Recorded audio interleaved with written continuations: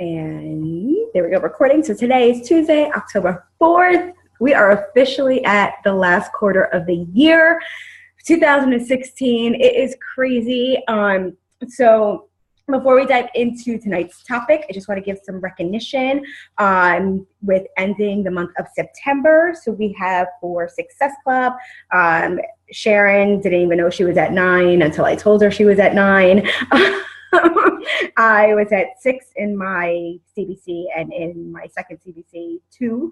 I'm trying to read it in the order. Jackie was at 5, Jenna at 4, Michal 3, Courtney, Angela, and Jen at 2. And I believe that was everyone for Success Club. So nice job, ladies.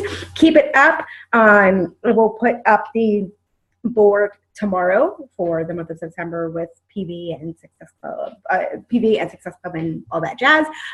So October 29th, Super Saturday, or you can find a Super Sunday, but definitely recommend that you guys find something closest to you, whether you feel like you're stuck in a rut, you feel like the business hasn't clicked with you yet, or you're totally obsessed with the business. Either way, it's a great place to go, and it's always nice to be in a live setting and be around people. So that's October 29th. And then for those of you that are local, don't forget November 5th is our paint and wine night, which I'm really excited about. And of course, people are welcome to invite their prospects as well. So those are the announcements. I don't think I have anything else, unless, Michal, I forgot something team announcement-wise. Just an extra shout out as well. Kudos to Melinda and Alicia, who's on the call tonight, for diving into the Push to Emerald training, Michal, Sharon, and Farah in Push to Diamond training. So good stuff, guys. Looking forward to seeing your results and your outcome and how you feel overall. It's like non-scale victories that we look forward to. So that is my announcements. So tonight we have Miss Sharon, who's going to be presenting and speaking, and we know that you guys hear a lot from Michal, Farah, and I, and we're kind of like, all right, we gotta let other people speak up and be heard. And so most of you guys know Sharon signed up on Mother's Day. It was like my second best Mother's Day gift ever. Seeing that message coming from her and saying that she was ready to join the team. So she's going to share with you a little bit about her journey. But since signing up in May, she has been a complete, go-getter, on fire, like just energy bus. Like she has just been amazing. She is a Success Club starter. She has hit Success Club consecutively since she has signed up as a coach. And it's a non-negotiable to her. She has completely provided the utmost support, not only to those that are in her downline or her challengers, but to everyone she just comes cross paths with. Like she just gives her whole heart and her soul, and she is genuine and authentic. Like she will tell you what it's like to have those bad days and how to climb yourself back up and just find the good in everything. So with that being said, I forgot she's also Emerald's coach. With that being said, I am passing it off to Miss Sharon and let her kind of take you guys as to her journey, what's worked, what hasn't, what she's experienced, and all that jazz. All right, thank you. Thank you so much. That's so nice. Thank you for inviting me to be the speaker of the night. Very, very cool. I have notes. They're all in my little notepad. Me and Michal are notepad people. Because I do like to chat. So basically, I wanted to kind of tell a little bit of backstory to try and give you a more rounded idea of who I am and why I decided to do this in the first place. I've sort of been a Beachbody fan for ever, I feel like. I just, for anyone who doesn't know me, I'm 44. I just turned 44. I live in Brooklyn, New York, with my husband and my son, and I'll get to all that stuff in a minute. I kind of want to have like my little F my notes. I mustn't stray from the notes. Okay, so Um, I'm originally from Detroit, Michigan, and I went to school. I went to University of Western Michigan University, and I was a theater major. I wanted to be an actor. And when I graduated from there, I moved to London to do a postgrad course. I was only supposed to stay a year, but I stayed 7. I was married for 6 of them. 23 years old. I just married a guy I dated for a month, like you do. My poor parents. I'm an only child too. I God, can't even. But I did, and I when that kind of, I'd say my first sort of bout with like weight issues, because I'd never really had any weight issues to speak of, like maybe just the regular, like, no, I should lose 5 pounds, or that kind of stuff in college, but nothing that I ever really thought twice about. When I was with my husband in England, and that relationship was sort of starting to tank, I gained 20 pounds, and I did Weight Watchers, and I lost the 20 pounds. And so when I moved back to America after we got divorced, this was 2003, I was in really good shape. I felt really good. I very regular feeling. It was all hunky-dory. I was still trying to be an actor when I moved to New York, but then very quickly, I was in my early 30s, so I was like, well, I'm very tired of being poor and being a waitress. So my boyfriend at the time was interested in photography, so I started to be interested in photography and tried my hand at it and saw that I was kind of talented at it, and so I tried to do that as a love thing. So I did actor headshots, and I was doing surprise proposal shoots and some weddings. And at the same time, I was working at Oto restaurant, and my well, I didn't know he was going to be my husband. I hated him for 2 years. And then, like in the movies, the people you hate the most, you're like, oh my God, actually, he's really cool, and I think he's really funny. And so now we're married. But so we started dating in 2009, and by now I am 38. I think I was 38. I got married in 2010. Yesterday was our 6-year anniversary. Okay, so here's where everything gets a little hairy. After we got married, or before we got married, my husband bought P90X in the summer of 2010. Now, I had bought Slim and 6 when I first moved to New York.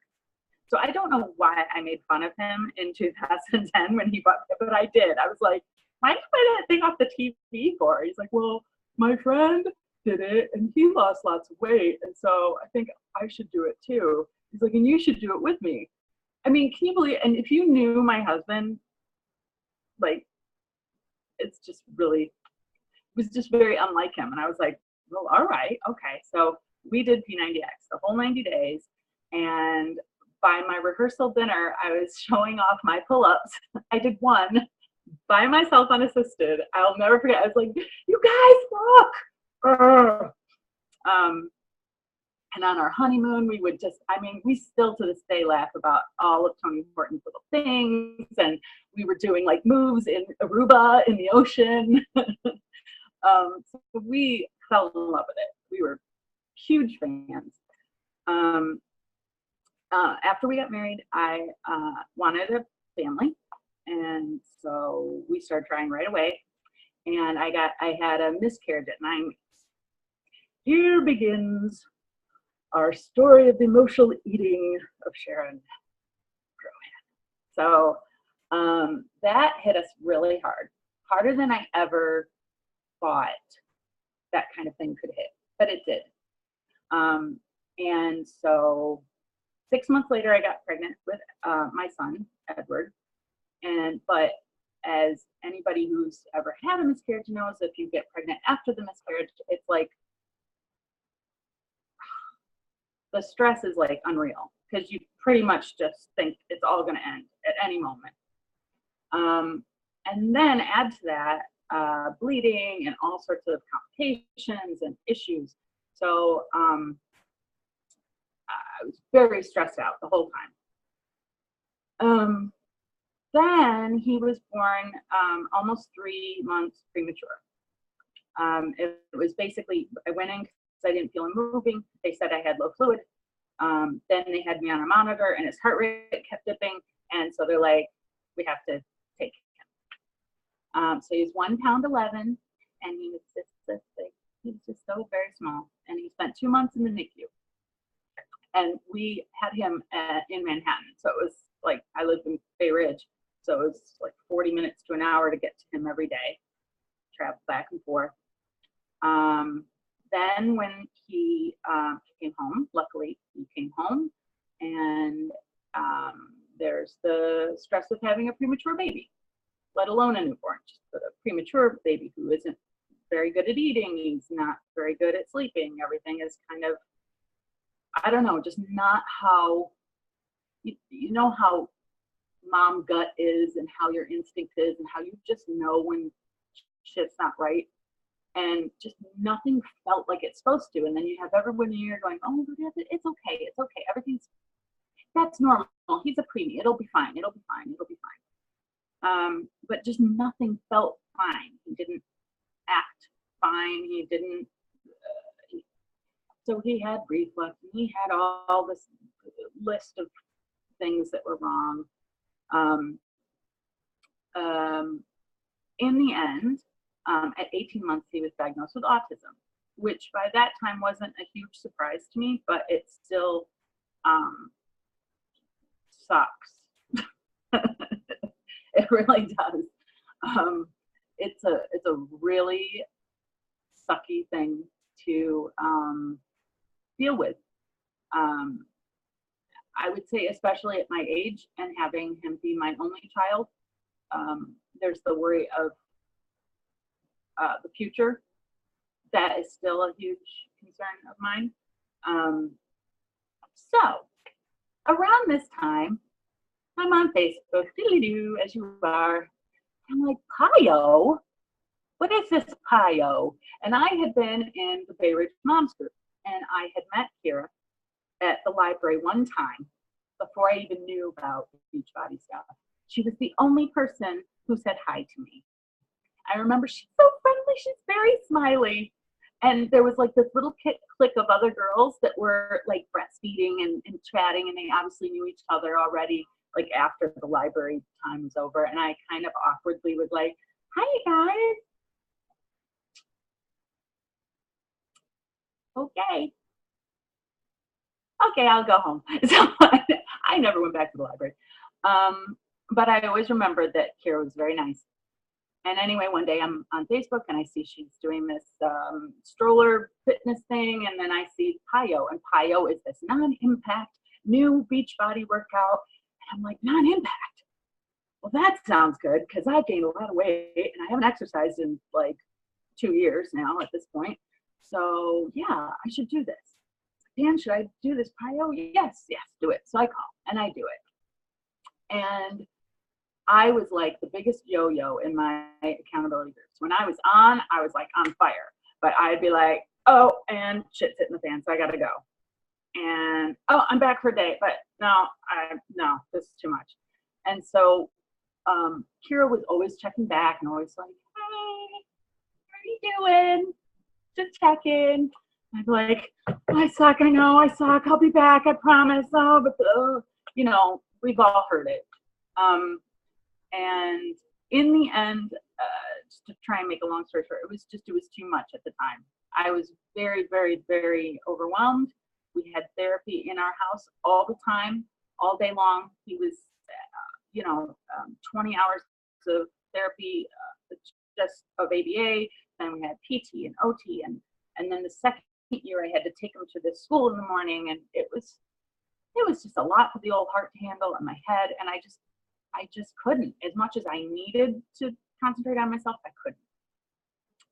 So I tried a couple more times and failed. Like literally, I'd be like, I'm in, I'm out. Sorry, Kira. I thought I could do it, but I can't do it this month. Maybe next month. And I think I might have tried 3 times and then basically just went, yeah, I can't. I would say the worst of it, strangely, as he got older, it got harder for me to deal with it all. I don't know if it's because you think when they have therapy, you're suddenly going to have a kid that's better. And when it doesn't work and they're not talking, like, oh, yes, therapy. Yes, give them lots of speech therapy and ABA therapy and all this therapy. And you're doing everything right, but not a lot is changing. It becomes kind of like, well, crap. Okay. And so I was trying everything. I changed his diet. His digestion sucks. And it still does. I changed as many things as I could. But that's very stressful. As you know, as with Kira talking about trying to change habits of children, not easy. And especially children who can't speak to you. They are frustrated, you're angry, and just annoyed that everything's so different and harder for you than it is for everybody else. And I sort of closed everything off. I was lonely. I didn't talk to my friends. I didn't feel like I could relate to anybody or that anybody could relate to me. It was hard to even call people I was close to because I thought, oh my God, I haven't talked to them so long. And I have just nothing but like misery. Like everything I'm talking about is like, wah, wah, my life is sucky. And so you don't even want to talk about it because you're so in it all the time. I don't even want to go there with anybody. I barely wanted to talk to my parents, let alone my friends. But it's very isolating. Okay, so one day, it was his birthday, March this year, and oh, by the way, the whole time, Dan's doing P90X3. The whole time. Hey, Sharon, you ever going to work out? I'm tired. And I freaking was tired. I mean, legit exhausted. And I don't know what it was that changed, and I don't know if anyone could have told me anything to make it change, but something changed. And I just went, well, crap, I have to change. I have no choice. I'm gigantically fat and overweight. I'm tired. I'm depressed. I'm anxious. I've got everything wrong with me, and I have to be healthy for my kid. So I decided to start working out, and I went back to Slim and Six, which, by the way, if you ever have anybody who needs a starter workout, Debbie Sievers, I'm telling you right now, she's a good one. It's really old school. It might not be pretty like Autumn, but it's something, and it worked for me, and it's a really good overall workout, low impact. So I did that. Then on Mother's Day, I called Kira. Well, I didn't call her, I messenger. And I just went, dude, let's do this. Team ReDefine, go. Let's get her done. What had happened is I found somebody on Instagram who was a wedding photographer and became a very, very 13-star diamond successful Beachbody coach in 3 years. And I went, I was a wedding photographer. I need to lose 70 pounds. I want $1 million. So I was like, shit, I should sign up with her. And then I was like, because I hadn't talked, remember, I haven't talked to Kira now in like over a year at this point. Not for trying. So I go back to all her messages and I look and I'm like, holy crap. She checked on me there. She checked on me there. She checked on me there. She came in there. Oh, look how sweet she was there. She never gave up on me. Look at how annoying I was. Oh my God. She let me in for free. Like, I mean, all these things. And I was like, she said, do you want to be a coach? And I said, you'll be the first person I talk to if I ever decide. And I was like, I have to. So that I did. Now on to future. So here we are. I decided to coach, and I think probably one of the biggest things that people worry about when they first start to be a coach, what are other people going to think? What are all my Facebook friends going to think? Because I know what I used to think, And I was super skeptical, just like every single person I think is before they sign up, because it's MLM and it's expensive. And surely you can do anything but Shakeology. Like, only it's just, there's so much preconceived notions about it, and I was just the same. So when I signed up as a coach, I was literally, I think I was like, do I have to sell Shakeology too? Like, I didn't even want to try it. I was like, okay, I have to. What if I hate it? Oh my God, what if I hate Shakeology? I can't be a coach if I hate Shakeology. I have to love it, because I already love the workouts. So I think loving Shakeology was yay. Thank God. Thank God I do. As far as tips for, I guess I've had success. I think it's been pretty successful 5 months. I don't know. I didn't turn diamond in like 60 days, like some of these YouTubes say, but I feel like I'm doing it my way in my time, and I'm doing it well. And I think the key to that is just one of the vital behaviors, the product of the product, and authenticity being the key. You have to love it so much and believe in it so much so it's not selling. It's just like going to a good movie or a good restaurant or reading a good book. And you're like, oh my God, I just read this amazing book. You have to read it. Nobody gets creeped out by that. So if you love something so much, by sharing it to your friends, you're just trying to help them. Now, obviously, it's not that easy, because we do have the preconceived notions. We are skeptical. I was as well.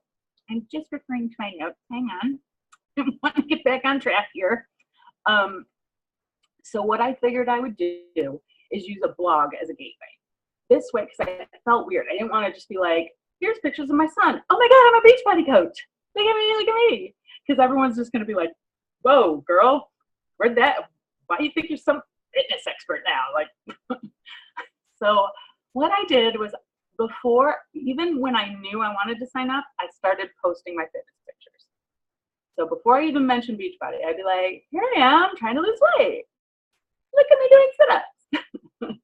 And then I did the blog, and I kind of came out in the blog post. I thought it's subtle. It's like they'll have to click the link in order to see that I even did Beachbody. And then slowly I sort of let it all come out. For me, that worked. And the blog is also a nice way to write a whole bunch of crap that I want to share without it like inundating my Facebook page too. And I do that once a month now to just to share my progress. Because also the other concern is that when you're starting to be a coach and you have your own journey, that people are going to be like, well, she's still fat. What does she know? And the thing is that's inspiring when they see you doing.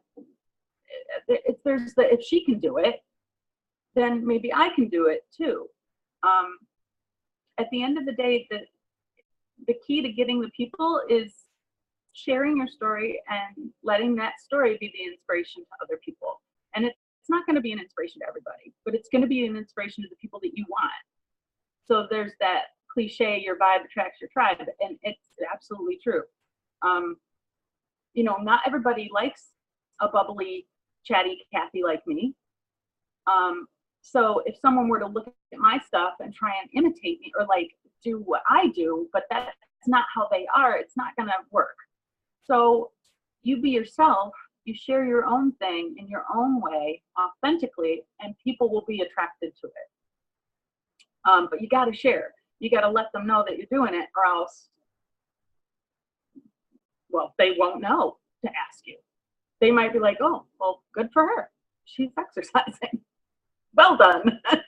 But if you aren't always talking about it, if you aren't telling them that you're a coach or that you're in a group even,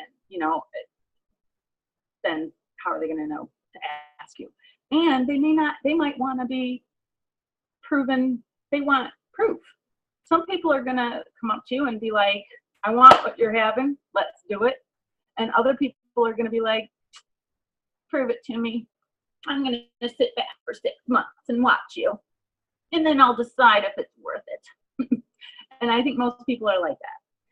And quite honestly, I was kind of that person. If you think about it, what I'm learning in the 5 months is that the more I think about other people and think about them first before any successful point and before any monetary goal I have,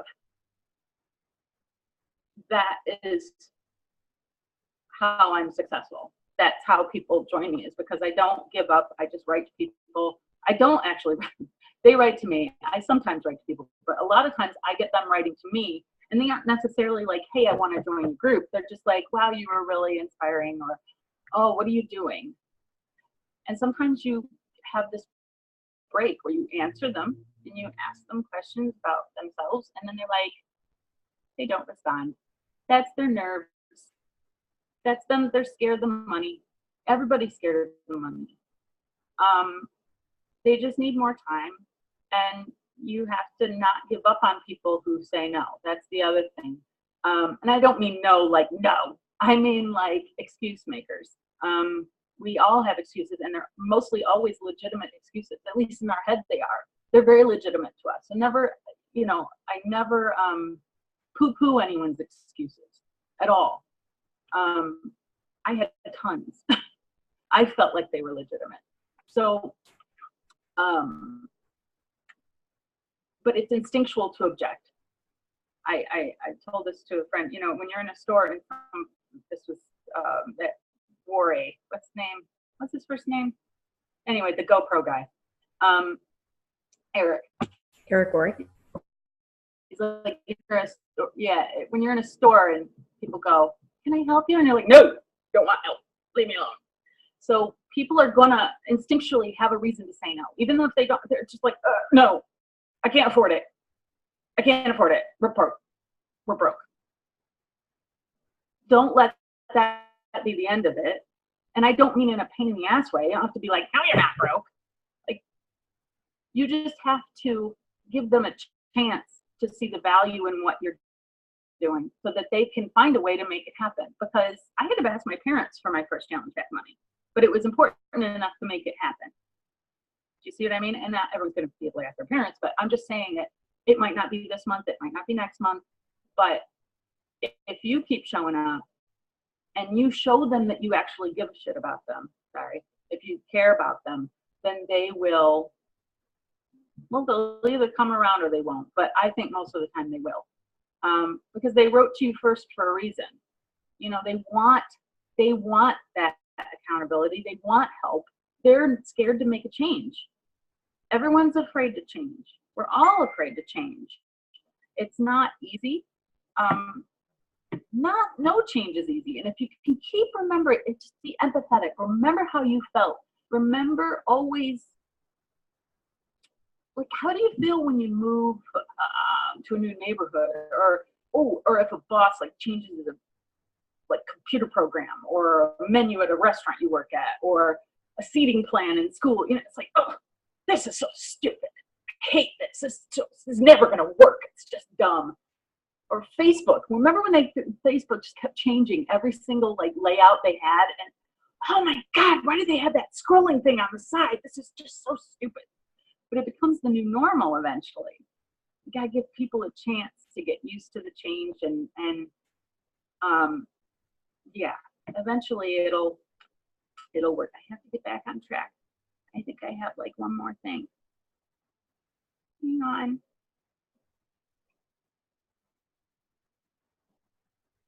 Oh, I think I said it all. Okay. So there we go. Awesome. That was really a smooth ending. Really with that. I feel like that was really successful. That really closed it out nice. That's it.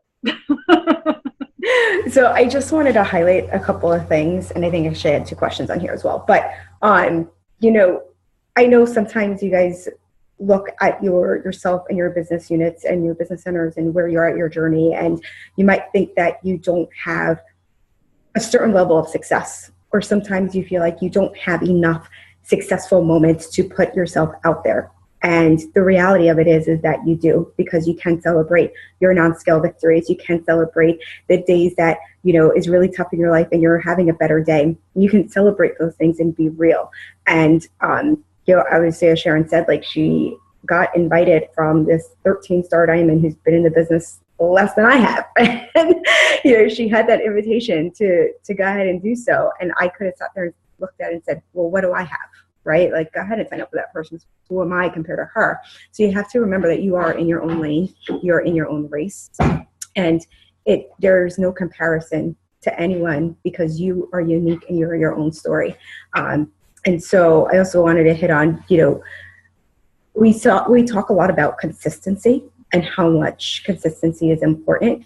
But if you guys heard what Sharon said, and I wrote it down in caps, she's found the consistency in her way. Right? Like, in August, she was on vacation, and that was really tough for her because, as she said, her son doesn't speak, and change is hard for her son. And to go away, you guys were gone for what, like almost 2 weeks or something? Full long weeks. 2 full long weeks of not sleeping, and just, she was like messaging me, apologizing, not being so as involved in a group. And, there's a different level of peace out, and there's a different level of like, I am trying to survive today. And when she comes back, it's not like, hey, I'm back and everything's great. She's like, I am back, and this is the lowdown of how rough it was, but we got this, right? And she's taking people along that ride, along that journey, and not dwelling on things that can weigh her down, not dwelling on things that, can make someone doubt themselves. So she's found consistency in her way. She is a product of the products. She, does her personal development, as she referenced Eric Worre. She finds her way to make it work for her. And for you guys, you have to find your way that makes it work for you.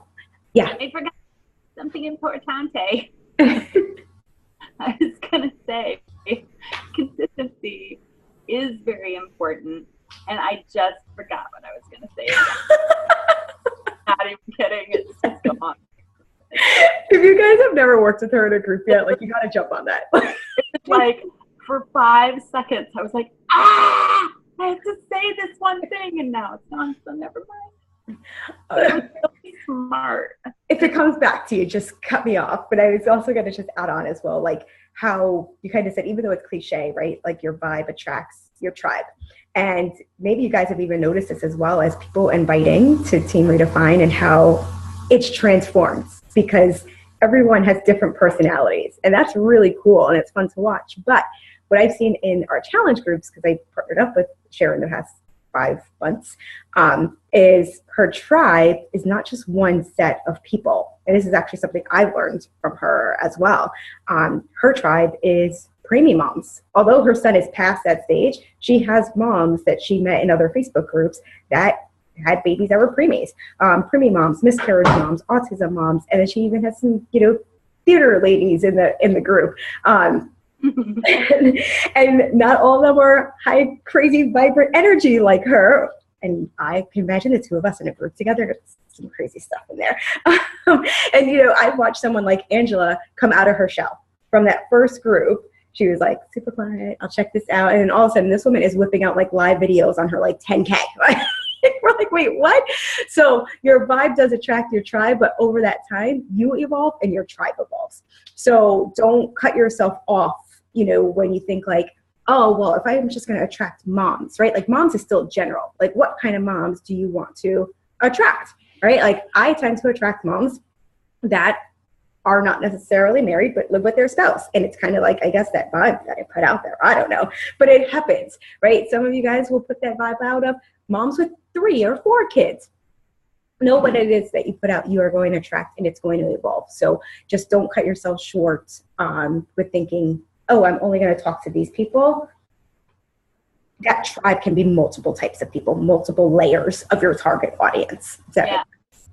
What I meant specifically on that point was, because you're right, I'm not trying to say like no, you're wrong. I mean, what I'm saying, you definitely need to be yourself, because like that is, you don't want to put across this kind of show of a person that you're not. Like I got a lot of inspiration from when I first started, from watching a lot of the superstar coaches YouTubes and following their Instagrams and stuff, and I think it's awesome to get inspiration because they're obviously doing something right, correct?